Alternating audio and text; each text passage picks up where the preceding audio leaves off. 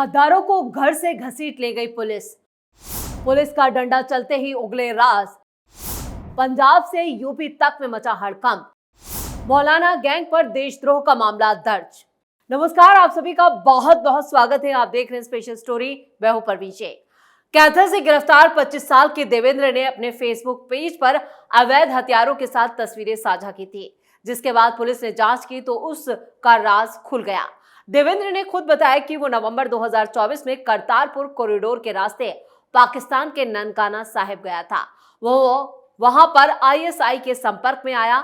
देश की सीक्रेट जानकारियां वो पाकिस्तान भेजने लगा। देवेंद्र इस लिस्ट में अकेला नहीं है। हनी ट्रैप का शिकार हुआ देवेंद्र, और ये लिस्ट काफी लंबी है। ज्योति मल्होत्रा जो यूट्यूबर हैं, उनसे लेकर हरियाणा से गिरफ्तार कट्टरपंथी उमान भी देश में रहकर देश की रोटी खाकर देश के साथ नमक हरामी कर रहे थे। ज्योति मल्होत्रा के अलावा और भी कई गद्दारों को पुलिस घर से उठाकर ले गई है। एक जासूस की गिरफ्तारी के बाद देश के दर्जनों शहरों से पाकिस्तान के जासूस गिरफ्तार हो रहे हैं, क्योंकि इनके कनेक्शन एक दूसरे से जुड़े हैं, जो खुलासा हो रहा है, जिन्होंने भारत से जुड़ी कई खुफिया जानकारी दुश्मन देश को बेची। लेकिन अब इन देशद्रोहियों की जमकर खातिरदारी हो रही है। पुलिस का डंडा चलते ही ये गद्दार ऐसे ऐसे राज उगल रहे हैं जिसे सुनकर जांच एजेंसियों के भी होश फाख्ता हो गए हैं। चंद पैसों के लिए इन गद्दारों ने देश की सीक्रेट जानकारियां दुश्मन देश पाकिस्तान को बेची हैं। यूपी पुलिस का भयंकर एक्शन। पहलगांव में 22 अप्रैल को हुए आतंकी हमले में 26 पर्यटकों की जान चली गई थी, जिससे पूरे देश में आक्रोश मच गया था। इसी दौरान भारत सरकार ने पाकिस्तान के खिलाफ ऑपरेशन सिंदूर को अंजाम दिया, और इस बीच भारतीय सेना के कई आतंकवादी ठिकानों को तबाह कर दिया गया। आपको बता दें कि पाकिस्तान के खिलाफ जो एक्शन हुआ, उससे बौखलाए पाकिस्तान का प्रोपेगेंडा भी चल रहा है। भारत के खिलाफ हरियाणा, पंजाब और उत्तर प्रदेश, महाराष्ट्र जैसे कई शहरों में पिछले 2 हफ्तों में पाकिस्तान के लिए जासूसी करने के आरोप में 11 से ज्यादा लोगों को गिरफ्तार किया गया। जासूसों का पता लगाने का यह सिलसिला 8 मई से शुरू हो गया था। पाकिस्तान के लिए जासूसी के लिए 2 आरोपियों को पंजाब से तो 4 को हरियाणा से गिरफ्तार किया गया। बीती रात शहजाद नाम के शख्स को मुरादाबाद से पकड़ा गया। जासूसी के आरोप में पकड़े गए लोगों में एक महिला भी शामिल है। इसके बाद 13 मई को हरियाणा के पानीपत से नुमान इलाही नाम का जासूस गिरफ्तार किया गया। इसके बाद हिसार, नूह, कैथल से भी जासूसों की गिरफ्तारी की गई, और अब महाराष्ट्र भी इस लिस्ट में शामिल हो गया है। महाराष्ट्र से भी कई कट्टरपंथी गिरफ्तार किए गए हैं। आपको लिस्ट में बताएंगे इन जासूसों के नाम और कैसे ये देश के साथ गद्दारी कर रहे थे, और अब कैसे जांच एजेंसियां और पुलिस का डंडा जब इन पर चल रहा है तो कैसे कैसे राज खुलकर सामने आ रहे हैं, उन्होंने कौन कौन सी जानकारियां दुश्मन देश को दी है, ये सब कुछ साफ होता हुआ नजर आ रहा है। यूपी के मुरादाबाद से शहजाद। आपको बता दें कि एटीएस ने पाकिस्तानी खुफिया एजेंसी आईएसआई के इशारे पर जासूसी करने वाले रामपुर के शख्स शहजाद को रविवार को गिरफ्तार किया। आरोप है कि वो आईएसआई के लिए कई हैंडलर्स के संपर्क में था और कई सीक्रेट जानकारियां भेज रहा था। साथ ही हैंडलर्स के इशारे पर आईएसआई के कई एजेंट्स को पैसा भी पहुंचाता था। यानी एक बड़ा नेटवर्क देश में चल रहा था, और गहनता से जांच करने पर पता चला कि रामपुर के टाडा के आजाद नगर का रहने वाला शहजाद बीते कई सालों से पाकिस्तान आता जाता रहा। वो चोरी छिपे भारत और पाकिस्तान के बीच कॉस्मेटिक्स, कपड़े, मसाले और दूसरे सामान गैर कानूनी रूप से सीमा पार लेकर आता, और इसकी आड़ में आईएसआई के लिए काम करता। वो आईएसआई के एजेंट से लगातार संपर्क में रहा, और देश की सुरक्षा से जुड़ी कई गोपनीय सूचनाएं उसने वहां दुश्मन देश के साथ साझा की। पंजाब से पकड़े गए 5 आरोपी। आपको बता दें कि सबसे पहले पाकिस्तान की मदद के आरोप में 2 लोग पंजाब से पकड़े गए, जिनका नाम गजाला और यमीन मोहम्मद है। पंजाब की मलेरकोटला पुलिस ने इन दोनों को गिरफ्तार किया था। पुलिस के मुताबिक इन दोनों की गिरफ्तारी के बाद सामने आया था कि दिल्ली पाकिस्तान हाई कमीशन में काम करने वाला दानिश अक्सर इनको मिलता था। ये पाकिस्तान का वीजा लगवाने और उसके पास जाते थे। इतना ही नहीं, उसके जो उनके मोबाइल हैं और उससे वो पैसे भी ट्रांसफर कर रहा था, यानी हवाला का भी पूरा कारोबार चल रहा था। और इनकी ही निशानदेही पर फिर 3 और लोगों की पंजाब से गिरफ्तारी की गई है। यानी आप अंदाजा लगाइए कि ये नेटवर्क कितना बड़ा था और कहां कहां ये काम कर रहा था। पंजाब तो था ही, पंजाब के बाद हरियाणा और इधर यूपी के बाद महाराष्ट्र से भी अब इसके तार जुड़ते हुए नजर आ रहे हैं। 14 मई को हरियाणा से पकड़ा जासूस। हरियाणा पुलिस ने 14 मई को पाकिस्तान के लिए जासूसी के आरोप में नोमान इलाही नाम के एक शख्स को गिरफ्तार किया। पानीपत से इसकी गिरफ्तारी हुई। नोमान से अभी भी पूछताछ की जा रही है। आरोप है कि नोमान पाकिस्तान के कुछ व्यक्तियों के संपर्क में है और वो उनको संवेदनशील जानकारियां मुहैया करवाता था। इसको लेकर भी इलेक्ट्रॉनिक इक्विपमेंट्स और उनको और भी कई चीज जो सामान है वो सीज किया गया है। नुमान जो था वो किराना गांव का रहने वाला है और अभी पानीपत में ही सिक्योरिटी गार्ड की नौकरी करता था। नुमान से पूछताछ की गई और इसके खिलाफ जो सबूत मिले हैं उसके आधार पर ही गिरफ्तारी इसकी हो पाई। आरोपी से जो पूछताछ की जा रही है उसमें कई बड़े राज भी खुलकर सामने आ रहे हैं और ऐसी ऐसी जानकारियां सामने आ रही हैं जिन्हें सुनकर जांच एजेंसियों के भी होश उड़ चुके हैं। आपको बता दें कि नुमान अकेला नहीं है। नुमान ने भी अपने ही स्तर पर एक बड़ा नेटवर्क तैयार किया रखा था जो स्लीपर सेल यूपी में एक्टिव था। अब उसकी भी गिरफ्तारी हुई है और जो ये गिरफ्तारी है वो 100 से ऊपर पहुंच चुकी है। कहा यह भी जा रहा है कि एक दो दिन में जिस तरह की धरपकड़ हो रही है और ये आंकड़ा जो है वो यहां पर 200 भी पार कर सकता है। कैथल से पकड़ा गया देवेंद्र सिंह। नोमान इलाही के बाद हरियाणा के कैथल जिले से पाकिस्तान की मदद के आरोप में 25 साल का देवेंद्र सिंह जो था वो गिरफ्तार किया गया।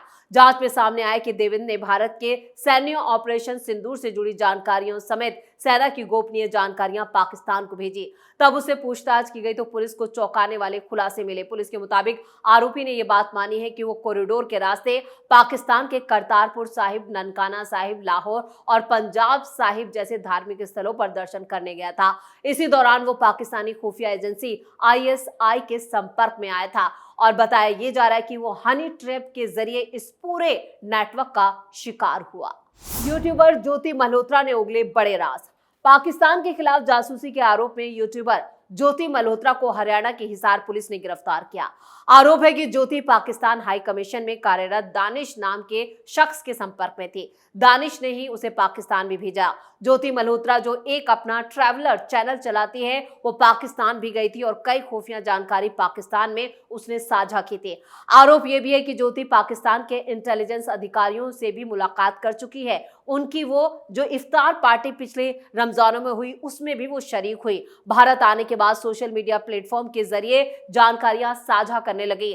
पंजाब पुलिस ने मलेरकोटला से गजाला और उसके साथी को भी गिरफ्तार किया तो पूछताछ में ज्योति समेत पाकिस्तान के लिए जासूसी कर रहे लोगों के नाम सामने आए और इस मामले में जानकारी देते हुए DSP कमलजीत ने भी बताया था कि ज्योति मल्होत्रा के लैपटॉप और मोबाइल से कुछ ऐसी संदिग्ध सामग्रियां हासिल हुई हैं। ज्योति को 5 दिन के रिमांड पर भी लेकर पूछताछ की जा रही है। यानी अभी तो ये शुरुआत है। ज्योति कई और बड़े राज उगल सकती है। पुलिस यहाँ पर 3rd डिग्री भी इस्तेमाल करने की इजाजत कोर्ट से ले रही है। यानी जब पुलिस का डंडा चलेगा तो ये सभी गद्दार एक एक करके तोते की तरह सभी राज उगल देंगे। नूह से गिरफ्तार अरमान पर चला डंडा।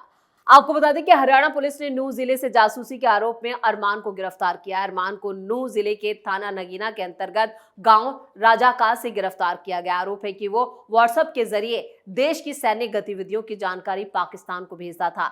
आरोपी की पहचान अरमान यानी जमील निवासी जो है नगीना के रहने वाले हैं उनके बेटे के रूप में हुई है। सोशल मीडिया पर अब उत्तर प्रदेश पुलिस जो है देश विरोधी गतिविधियों पर सख्त नजर रख रही है।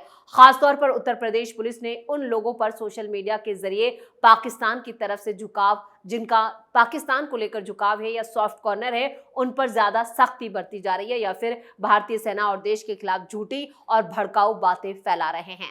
उत्तर प्रदेश पुलिस ने इन लोगों पर अपनी पैनी नजर तो गड़ा ही रखी है, साथ ही इनके खिलाफ सख्त कार्रवाई भी की जा रही है। सोचिए आप इंस्टाग्राम पर एक स्टोरी डालते हैं और पाकिस्तान जिंदाबाद या फिर कोई झूठी अफवाह सेना के खिलाफ और अगले ही दरवाजे पर पुलिस आ जाए। जी हाँ, ये कोई फिल्मी सीन नहीं है बल्कि उत्तर प्रदेश पुलिस की रियल एक्शन स्टोरी है।